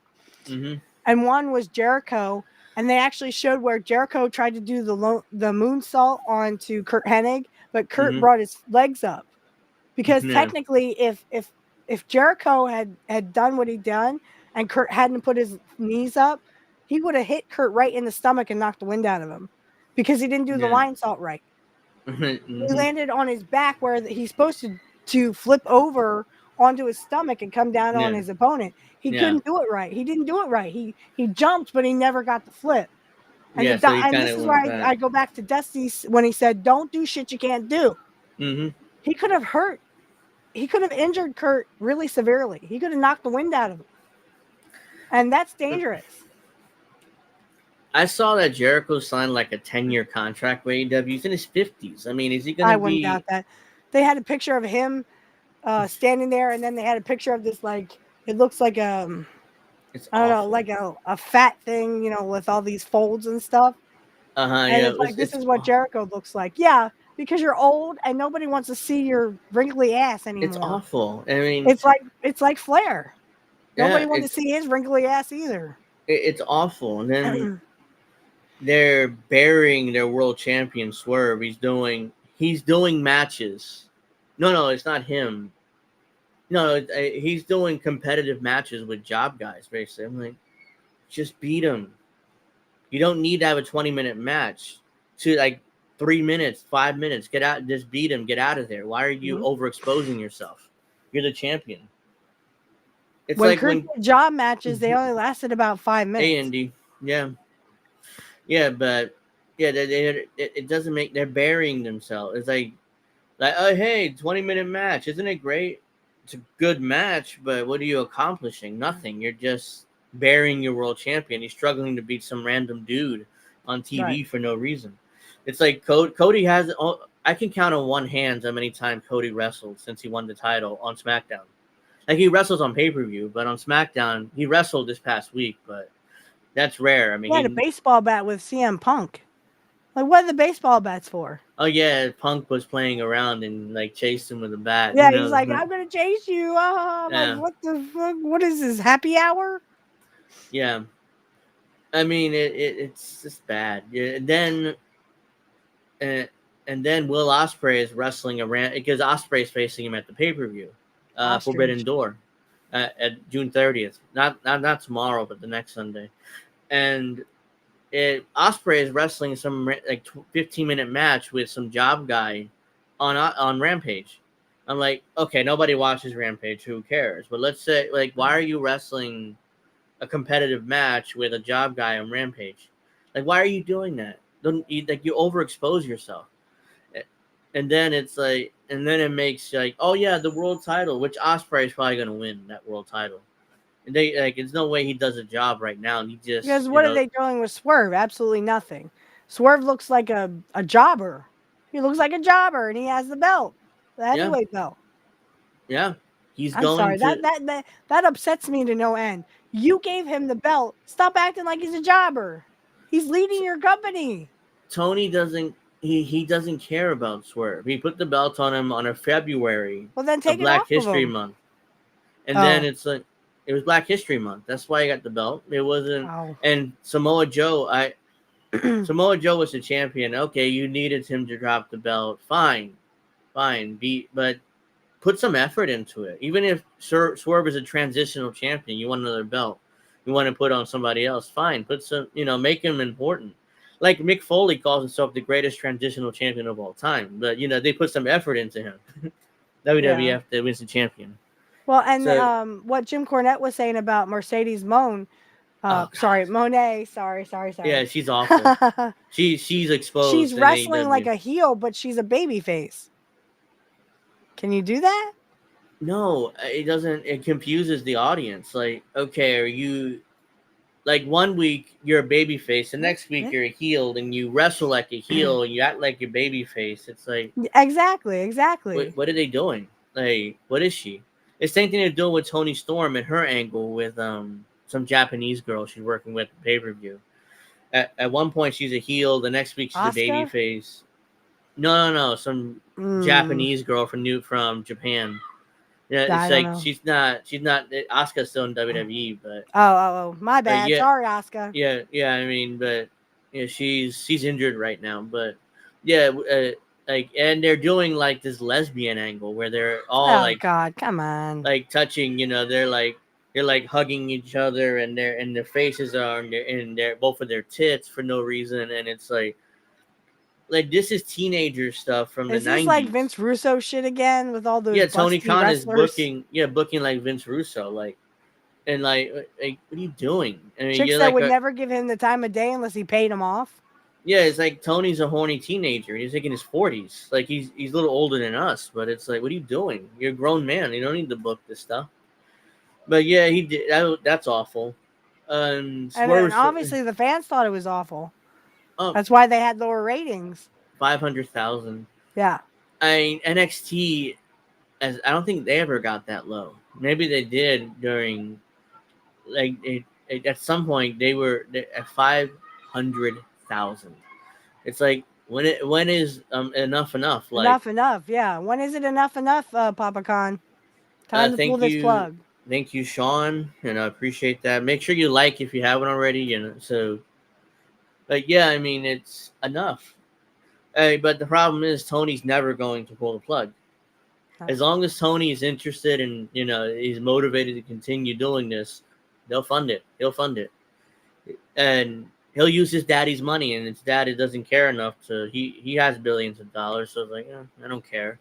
If Tony wants to do this, like. Did you hear about Ricochet? Not to change the subject, but something about Ricochet. Yeah, he told WWE, he gave notice. He gave his notice, so he's leaving. Oh. So he's putting over Braun Breaker. Braun Breaker basically put him through a car window shield or car windshield, and he's basically went to the hospital. I'm guessing that's his last angle. He's done. But yeah, he's Is he apparently going to going to. AEW? Please say I'm no. guessing so. I'm guessing so. I'm guessing Ugh. so, because at this point, like, he kind of fits AEW better because with his style, but at the same time, it's like I wouldn't be. Him and Osprey had a match in 2017 where these marks love that match. I mean, they absolutely adore that match. They constantly share it. It's like I watched it. It was like literally Cirque du Soleil. All they did was flips and Right. But flops Ricochet, what and you have to understand is that you're going to lose your body to AEW. They don't care if you go through 5 million tables. They don't care if they break glass over you. yeah. They don't care if you go into a plate glass window. You will lose your body because of this. So Yeah, think before you do. yeah, he gave his notice, so I'm not sure if he's going straight to AEW or he's going to work Japan or he's going to work TNA, going to kind of float around.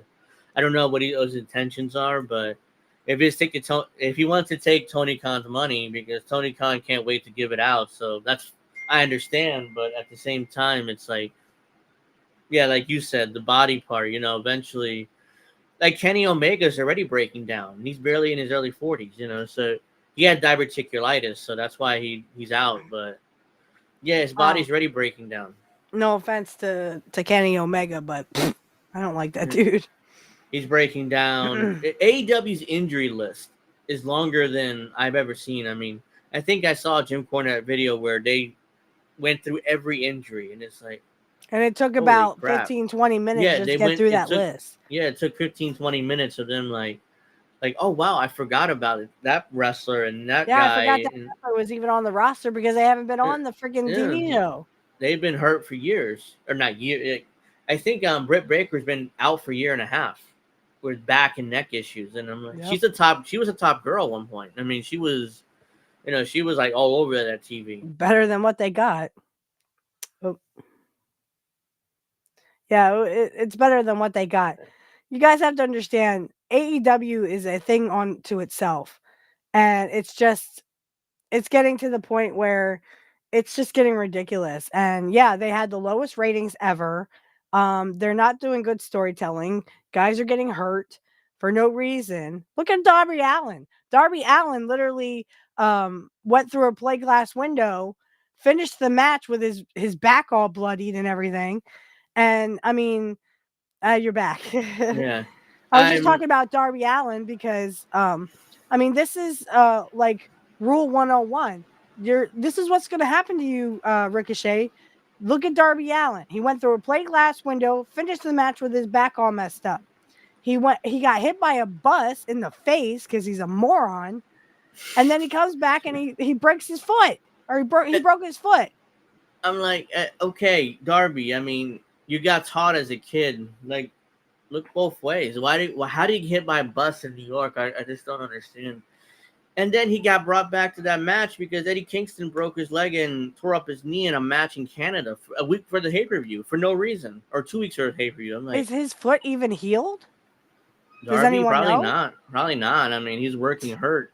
So like Tony's like, hey, Darby, buddy, can you come back to the pay-per-view match for us? And the idiot is like, oh yeah, of course. I mean, dude, stay home. He's paying you. Like, no, Tony, I'm hurt. I'm a broken foot. I got run over by a bus.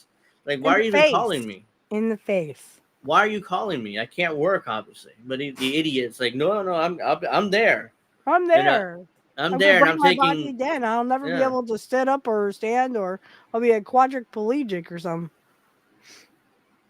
I mean, that's the way it's going. If you graph the way it's going, that's the way it's going for Darby Allin. He'll be crippled by the time he's 40.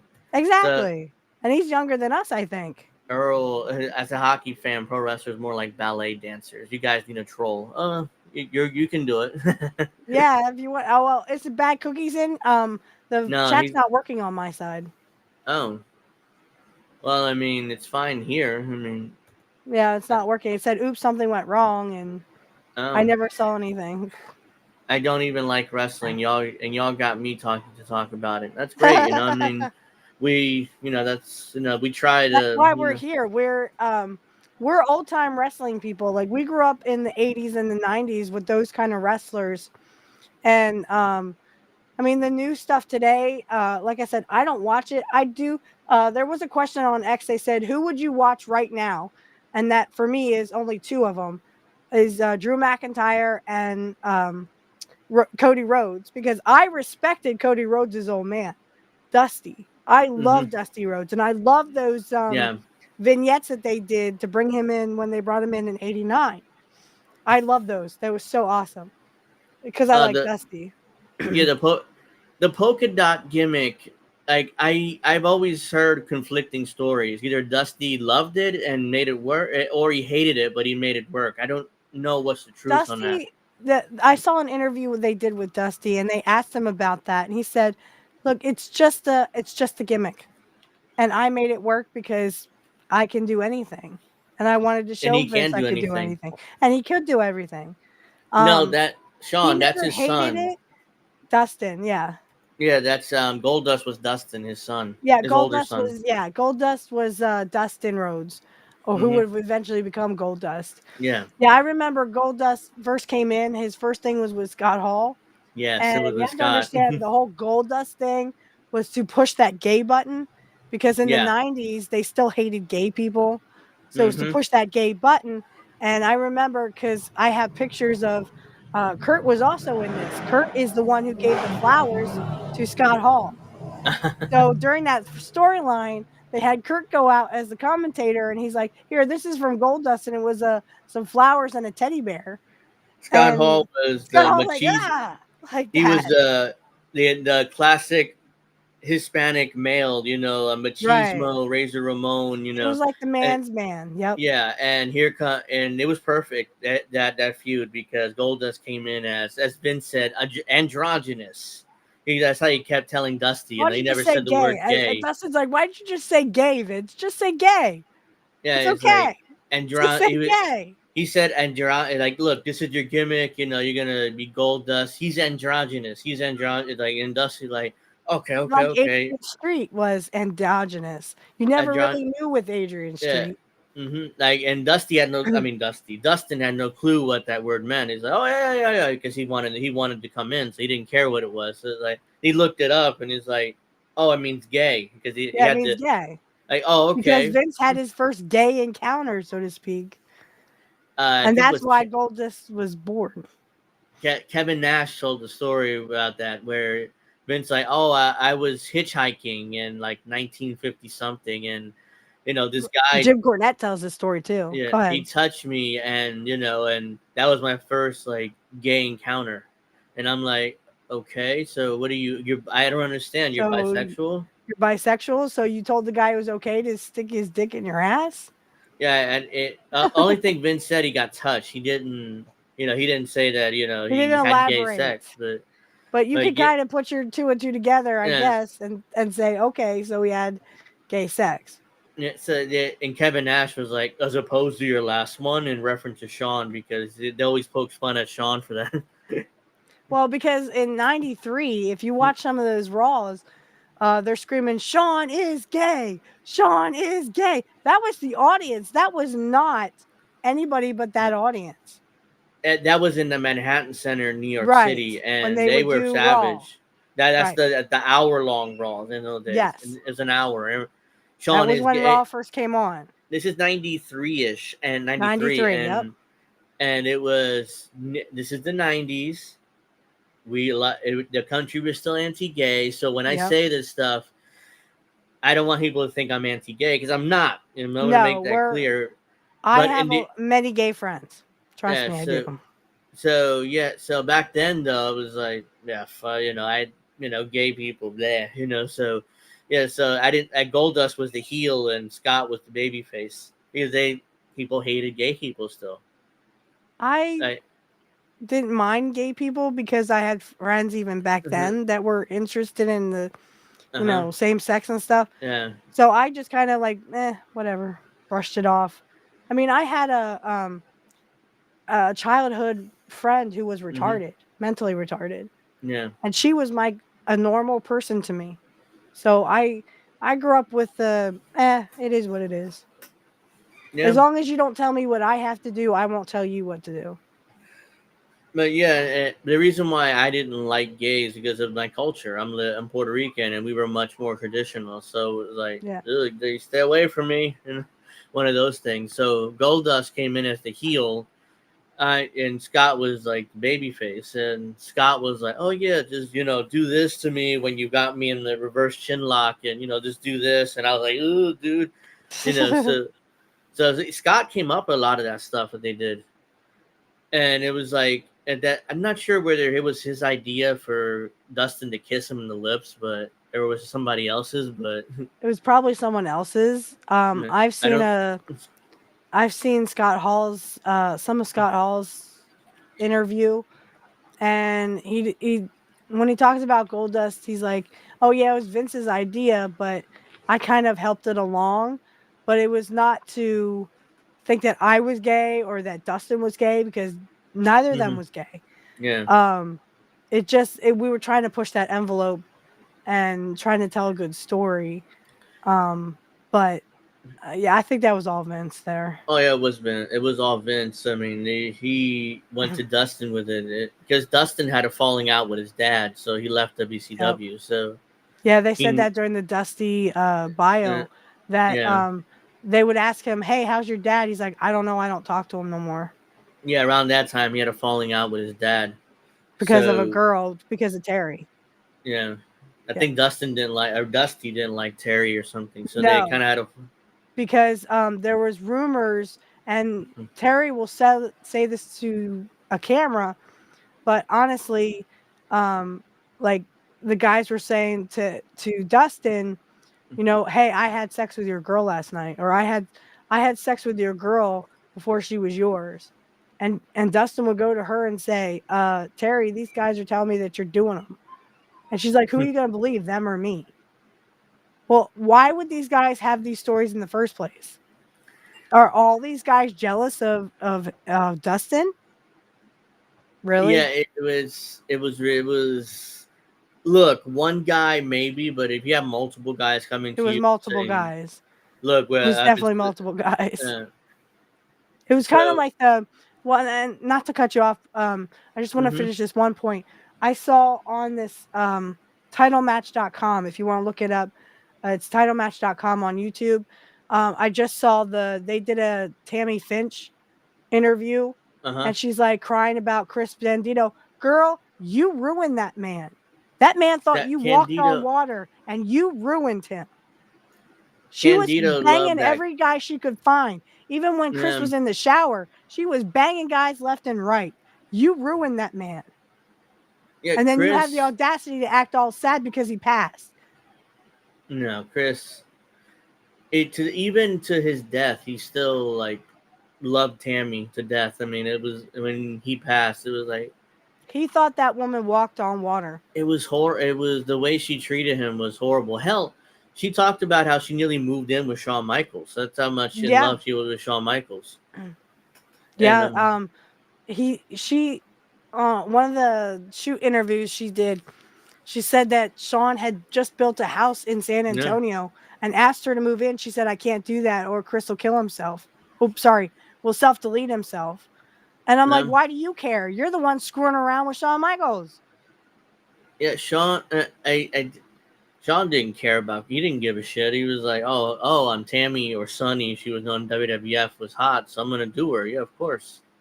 Yeah, You because know she he. described the night that she was bending over looking out the curtain, Uh huh. because they did that from time to time. And he came up behind her and was, you Uh know, huh. I'm not going to Yeah. say it, but she's like, I could feel him. I'm like, well, that's gross, first of all. Ew. I'd be like, Shawn, get your, you know what, out of my butt or Yeah, away from my butt. and people like, oh, did like people wonder if Vince knew about the affair? It's like he had to have known. Yeah, he Yeah, knew. because Brett, who was it? Either Brett or somebody said they used Vince's office a few times to get away from Chris. Yeah, they also had empty dressing rooms and Uh huh. closets because they couldn't get enough. They were like in high school, they couldn't get enough. Yeah. They were high school like lovers and stuff. So Just that break it was, off. All she had to do was break it off. That's all she had to do. and she didn't, and she basically she destroyed him, and then Completely destroyed him. Jim Cornette talks about their early days in Smoky Mountain, and she's like, Right. she was such a, she even in Smoky Mountain, she wasn't that, let's, I don't know what word to use, Flamboyant. but yeah, she wasn't that open, like banging guys, Smoky Mountain. They were actually in love and they were happy. When she got to the WWF, she started like experimenting with the pills and alcohol, and that's when Right. she kind of changed. And she never recovered from that. No. Never. And now she'll be in jail for what, 20 some years? I think she got sentenced to 17 years in prison. 17. Yeah, for having for deleting a guy because she was drunk and she was driving without a license. Yeah, she started experimenting with pills and alcohol, and Shawn Michaels was into that, and that's how I think they met the night they fought, like, for the first time was when Shawn Michaels got beat up by the Marine. And they took him back to the hotel, and Tammy was the one who, like cleaned them all up and stuff. He got beat up by no the one Marines. else would. Yeah. Because everyone else was like pretending to be his friend. Yeah. He got beat up by the Marine. Shawn Michaels said it was 7 Marines. It was like, apparently Davey Boy was there. He was like, it was 1. He got beat up by 1. The 7 Marines thing was done to protect him because he's like one of the top guys, and they didn't want to bury him. I agree with Kurt Hennig. Shawn Michaels is a pussy. Yeah, Jim Cornette said Shawn Michaels never won a real fight in his life. It was like he's 0 for life in a real fight. He got beat up by Bret Hart that one time when he pulled his hair. Oh, and apparently, according to my friend Sean, he says not only did Rick Rude beat up Shawn Michaels, but also Kurt Hennig beat up Shawn Michaels. Apparently, he was running at the mouth around Kurt. Kurt beat the shit out of him. I know the Harris twins beat him up too, because there was their last night, and according to Jim Cornette, they just grabbed him by his throat, and like he was like out of his. It's like, oh, I could kill you right now if I wanted it. I'm not sure if it was Don that had him or Ron had him, but one of them. I think it was Ron. And Don kind of, was, outside the door to make sure nobody got in. Yeah. And eventually they got him, off of him, but it was their last night, and it was like, fuck it, we're just gonna kill Shawn Michaels. And it was like, because he was a prick to us. We're gonna beat up Shawn Michaels. Yeah. Well, and I was like, how did you find out about this? I was talking to my friend on X. He's like, oh, Kurt talks about it. I'm like, Kurt talks about it? Where? When? Oh, I'll have to find an interview where he talks about he beat up Shawn Michaels, but I didn't know, but I didn't hear that. Yeah, I didn't know that either. I didn't know that. Apparently, like I said, Shawn Michaels was shooting at the mouth, and Kurt told him to shut the fuck up, and he didn't listen, so Kurt beat the shit out of him. But Rick Rude did too. Yeah, apparently he was running at the mouth on Rick Rude too. I don't get honestly, I don't get what Vince saw in him. I would not fuck with Rick Rude, let alone Kurt Hennig. I would not fuck with Rick Rude. Rick Rude could fucking take you and turn you to a pretzel, and you can do. Shawn Michaels couldn't do anything about it. And wouldn't even break a sweat. I mean, he wouldn't even break a sweat. And what's funny is Rick Rude would be part of DX like years later in '97. Yeah, that is the funny part. Yeah, he was the insurance policy, referencing his Lloyd's of London policy. He couldn't wrestle, but he could show up on the show, and be the insurance policy for Shawn Michaels. Yeah. So and then eventually he would go to WCW because of the whole Montreal screw job. Yeah, and he would be Kurt Hennig's manager. Yeah. Yeah, they were all friends. They all hung around together. So Rick Rude was pissed. Yeah. And a lot of the boys were pissed. And it was like Undertaker told Vince, you need to explain yourself to Bret. You need to give him one. He deserves a punch. So you need to take a punch from Bret. You need to give him one. And he's like, for the locker room. It's like, Vince, like, because Undertaker was at that point like the locker room leader. Like Vince listened to him. Like whatever he said, Vince like, okay. So he went to Brett, explained, you need to explain yourself to Brett. And Brett's like, look, if you don't leave by the time I get out the shower, I'm going to beat the shit out of you. And Vince Yeah, I'm never gonna left. punch you. I'm gonna punch you Yeah. right in your face. Yeah. He said So Vince just stood there. So Brett finished yeah, up his shower he took his and time, took finished his up his time, shower, took his combed his shower, hair, and got he dressed, punched him, and that was that. and he's like, he's getting up. So like, okay, I'm actually gonna punch Vince. Oh, I can't wait to. Like, he's wanted to do it for years. And who was there? Pat Patterson, Briscoe. I think Shane was there too. Apparently, Shane McMahon was there, Mm-hmm. and I'm not sure who else was there. But somehow Brett was. They were trying to separate them, and Brett somehow got the punch in and got him right in his face. Right in his. That's why he had that shiner the next night on Raw. Right. Yeah, you could see that. Yeah. You could definitely see that shiner. I was Mm-hmm. like, oh my gosh, that is so pronounced. But then he Yeah. was Brett like, got him, right, right, right. and and Wow. and Vince fell, and then they separated, got out. Vince walked out, and it was in the Wrestling with Shadows documentary. I mean, this happened. Mm-hmm. Vince walks out. He's haggard. He's kind of like he's drunk. He's obviously got punched in the head. So they all walk Oh, out, and and Shawn Michaels was there with Undertaker. The Undertaker was like, "Shut the fuck up and don't say dick." He was sitting there like babysitting Shawn. mm-hmm.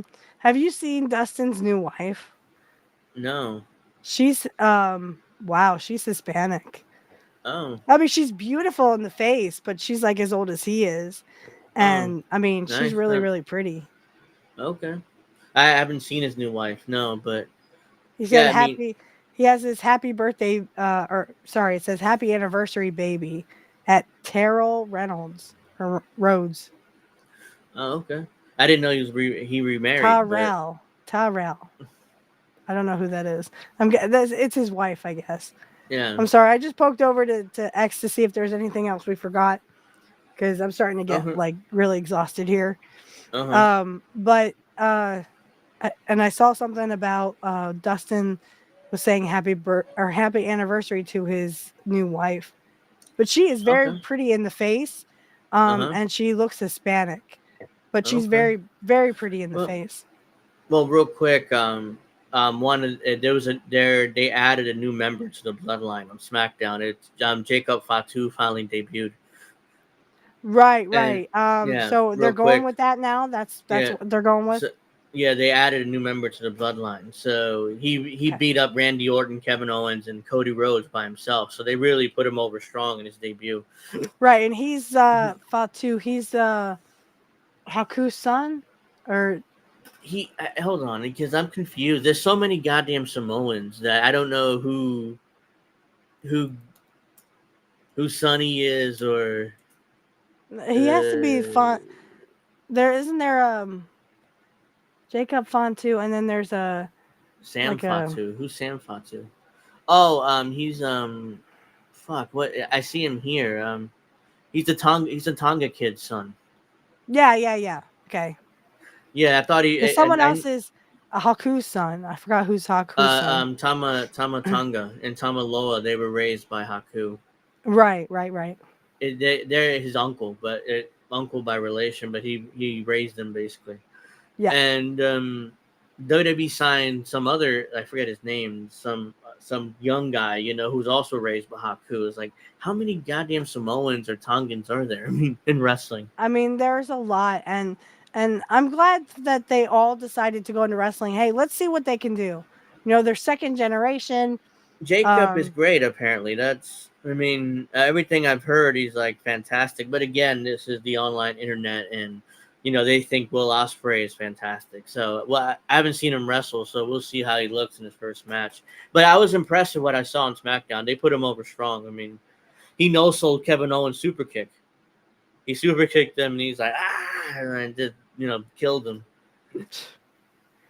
I just It's saw like, something about Jeff Jarrett was getting emotional about Owen Hart and Toby Keith. I did not know that Toby Keith had been on TNA. When it first yes, he came on was. in He was. 2002, he was on TNA Wrestling. Yes, he was. He did something with. I think he was in some sort of story with Jarrett, I think, or somebody. Yeah, And with Jeff he, Jarrett. Yeah, it was with Jarrett. Yeah, because the only reason why his dad started TNA because Jarrett needed a job because Vince wouldn't rehire him after what he did with China. Right, and the Owen Hart thing, he was tag teamed with Owen at the time, or Yeah. they had just split him up or something. But he was really close to Owen Hart as well. Yeah, he Um, was. Jarrett definitely was. right. Well, Eh, and you know what I would have loved to have seen Toby Keith have a feud with Kurt Hennig instead of Chad mhm. Brock. I mean, Chad Brock was still coming up and coming in country music. Uh-huh. He had one like hit, and then he just came out. At that time, he had just come out with "The Thunder Does the Work" or Yeah. "Lightning Does the Work." Excuse me. I like that song. "Lightning Does the Work." That's the only Chad Brock song I like. But I think they were trying to get new talent in there, and Chad Brock had been a wrestler. No one Yeah. knows this, or not a lot of Mhm. people know this. But Chad Brock, back in like '96, I think he was a jobber. He couldn't make it in wrestling, so he decided to Yeah. go in country music, and country music was good for him. But Yeah. but the He only would. Chad Brock song I actually liked was "Lightning Does the Work." But if they if they Mhm. had Toby Keith in there and had a feud with Kurt Hennig, oh, Kurt would have been like, "Oh my gosh, this is so great." But I mean, he Yeah. liked Chad Brock and he respected him and everything. But like to have like Toby Keith, who was a known country singer, Yeah, he was I like think top of the line. Kurt would have been like giddy like a schoolgirl, like, "Oh my god, Uh. it's Toby Keith," you know. Yeah. He.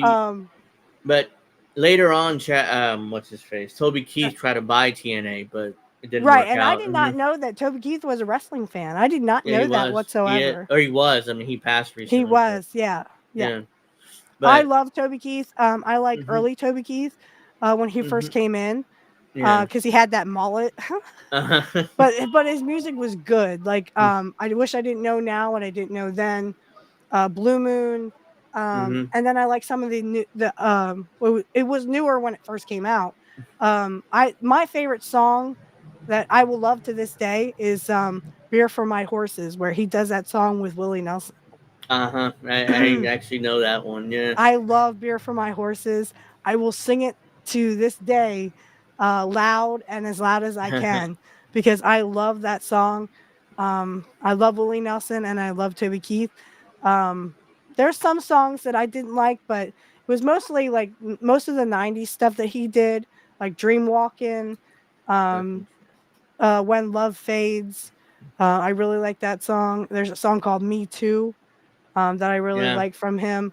So I love Toby Keith's music when he first came in, and then some of it when he was kind of like the redneck Toby Keith. Yeah. Um, Uh, yeah. I mean, Who's Your and Daddy is a good one. Who's Your uh-huh. Daddy? Yeah, I mean, So yeah, Jacob Fatu debut. He beat up everybody, and we'll see what happens with the. But I just don't like Solo Sikoa as the leader of this bloodline. He's like, he's But so he's so mediocre in that there are role. rumblings about Roman Reigns coming back. Did you see this on X? Yeah, yeah, There are some he's rumblings that he might be coming back too. because they name dropped him on SmackDown. Solo was like Of course, that's why I saw it. Roman Reigns isn't coming back, Paul. So I'm the head of the table now, So nothing you can do about that. He's like, Right. so yeah, so he's definitely on his way back. I'm I mean, there assuming are rumblings about it. You know, I'm people are assuming talking it's in the. because real quick before we wrap up, the main event, the scheduled main event for SummerSlam is Cody versus Solo Sikoa for the title. Like because everybody's Who's Solo setting it up. Sikoa? The leader of the bloodline, Solo, the one with Oh, blonde oh, oh, hair. Solo. Okay, Yeah. I'm thinking Jay Uso. I'm sorry. No. Wrong guy. Solo. Wrong guy. Wrong guy. So that's their planned main event. I'm like, oh, that's so like I'm not really looking forward to that match. Well, And let's give Cody the benefit of the doubt though before we say anything because no, I mean yeah, he yeah, is getting better, you know, and that's kind of why they made him champ in the first place. yeah. I'm not. Like, my problem isn't with Cody. The problem is with Solo. It's Oh, like he hasn't gotten. They haven't given him many wins. They haven't really like promoted him as like the leader. It's more like right. he's And the they're leader giving this now. on a pay-per-view when they should be giving it away on free TV. Yeah, because Solo shouldn't be main eventing a goddamn pay per view, especially SummerSlam. But I'm assuming this is where Roman kind of makes his return in this match. to show who the so, real tribal chief is. yeah, he makes his return in this match at some point towards the end. He'll come in and I don't know what they're gonna do. I assume Cody's gonna go over because they already set up the match with The Rock. Like The Rock said, when I come back, I'm gonna get a title shot. So he's not dropping it until The Rock returns, whenever that is. Conceded much? Yeah, but The Rock's gonna get his title shut. Yeah, I know, but I would rather see The Rock versus Roman Reigns, and then it's like, revenge. Oh, you dropped the ball, whatever. Yeah. But take it where you will, Yeah, I don't know what they're gonna do with Rock and Roman. Rock's not getting any younger, so if they're gonna do Rock and Cody first, that's why I'm like, why would they do Rock and Cody when The Rock is just? I mean, do Roman first. Yeah, I don't know. They're not getting. I don't understand the Rock and Cody thing. I mean, I get it. That's probably going to main event WrestleMania next year. Probably won't see The Rock until WrestleMania again. And I don't know what they're going to. I assume Roman's going to focus on the Bloodline Civil War, which is what they're going to set up. Mm-hmm. So they probably, we talked about this. Roman's probably going to get together the original Bloodline, which is Roman Reigns, the Usos, and Sami Zayn. Sami Zayn was part of that too.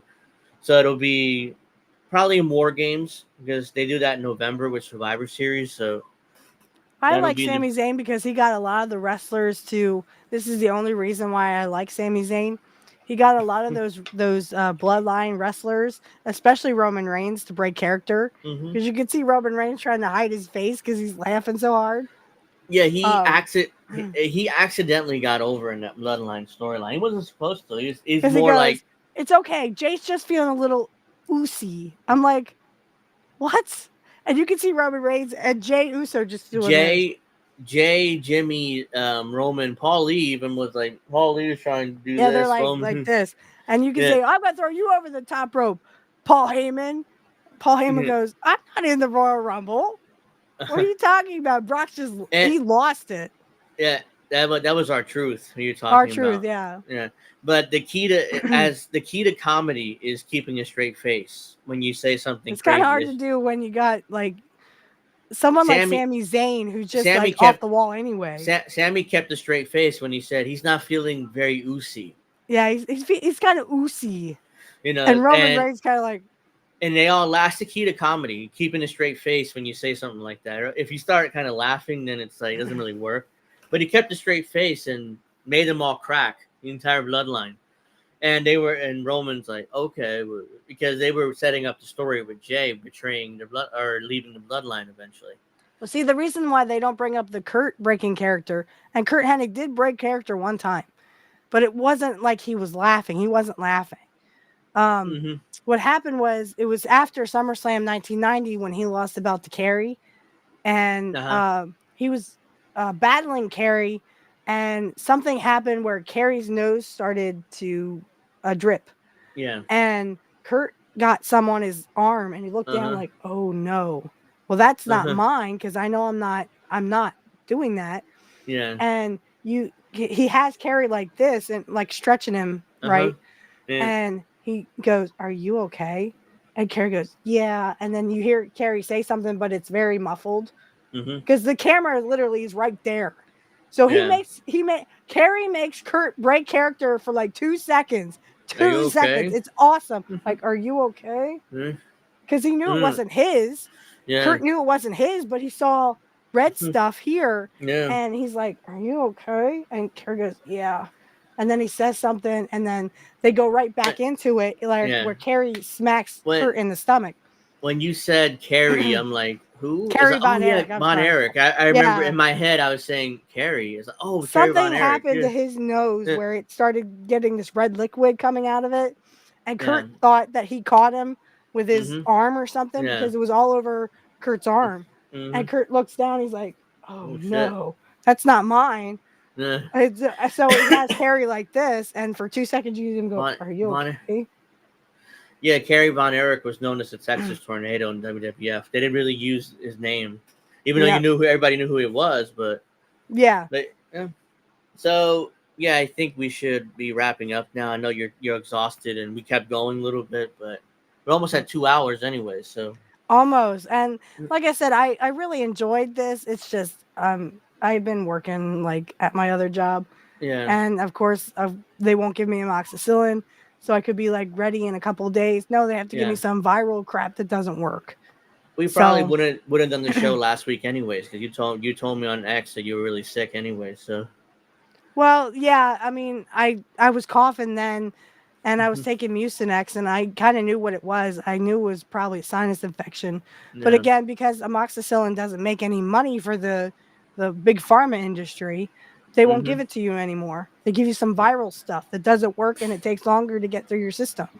It's stupid. Well, yeah, I mean that'll do it for this episode. I mean, we'll be back next week. We'll probably preview Forbidden Door, even though it's nothing but cold matches for no reason. But yeah, we'll talk about that and others, whatever happens in WWE or anything that breaks in wrestling. So yeah, make sure you watch next week 8 o'clock. I have Angel in the afternoon every Fridays at 7. I have nothing scheduled for tomorrow, so it's sometimes I have stuff on Sunday, but not for tomorrow. And yeah, make sure you check out Steph's stuff too. Her link's in the description. And unless you want to Yeah, go this ahead with week that. on Black Magic Talk, we have another guest, but their name escapes me at the moment. Sorry, I'll Mm, have to ask Matt Collins about that. mm-hmm. But check that out. I'm gonna try to get that on Tuesday afternoon uploaded to. But we have he's another author, I think, Yeah. and we're definitely gonna have we're booked up with guests until like August. Oh wow, So, that's I cool. mean, yeah, Yeah. we have a lot of his author friends who are coming Uh-huh. on and they're going to explain who they are. I'm Yeah. going to let him do most of the talking because I still can't talk. Yeah. The last one we did with Chris Travers, he did most of the talking. I didn't really want to talk because I was just, that was, I just gone to the doctor and they told me, Yeah. oh, it's going to take a while. So, yeah, check that out. Description field will be there. As Yeah. soon as Angel I gives put me it the down there. episode, I can put all those links in there as well. Yeah. I have episode 39 coming. Kurt Hennig is the best. Changed my mind. We're gonna do Dr. D's match, 1982. Kurt Hennig versus Dr. D. Oh. It was a great match. It was a 2 out of 3 falls, and Kurt ends That up winning because Dr. D he cheats. But it's was a it. really great match. I assume it was in Portland because it's 82. Yes, it was Yeah. in Portland Wrestling. It was Yeah. 1982. It was right after the Buddy Rose and Kurt Hennig match where it was knee versus knee, where Uh they were huh. trying to injure each other's knees. And Dr. D interferes and kind of beats up Buddy Rose, but he also beats up Kurt Hennig. So Kurt Oh. came back next week and said, "Well, I'll face Dr. D," and in a match, and he does. So it's 2 out of 3 falls, Dr. D and Kurt Hennig. Okay. That's interesting. I'll check that out. And you check that out too there. So we'll see you guys next week. And thank you everybody for watching and chatting. I mean, the chat's been, going, random stuff, but I appreciate that, the the interaction. And please subscribe to our channels down there. And thank you, Sean. I appreciate you hanging out, even though you're not a wrestling fan. But and we'll see you guys next week. And hopefully Steph will be better. Have a nice weekend. I hope